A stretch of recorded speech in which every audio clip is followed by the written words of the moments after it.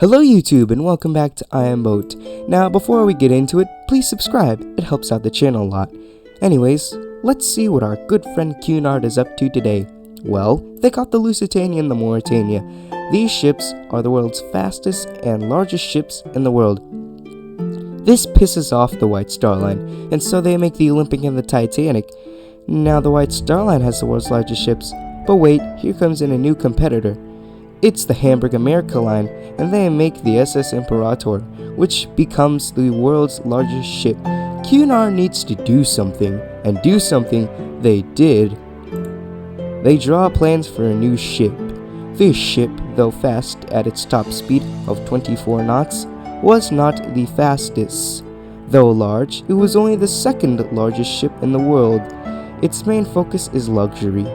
She would have a gross register tonnage of 45,647, 901 feet long, a 97-foot beam, and a draft of 36 feet.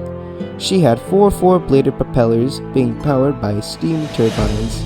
She had a capacity of 3,230 passengers and 972 crew. This new liner is Aquitania. Aquitania is laid down on December 1910 at the John Brown Shipbuilding Yard in Clydebank, Scotland. Then christened and launched on April 21st, 1913, then fitted out. Part of the fitting out process is the addition of the interiors to the ship, of which I will show now.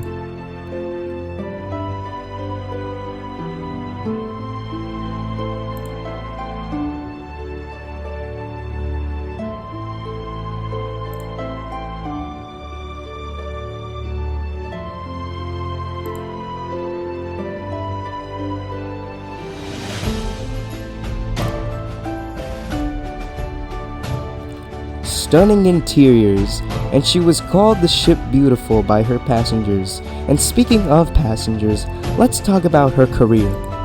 Aquitania sailed her maiden voyage on May 30th, 1914.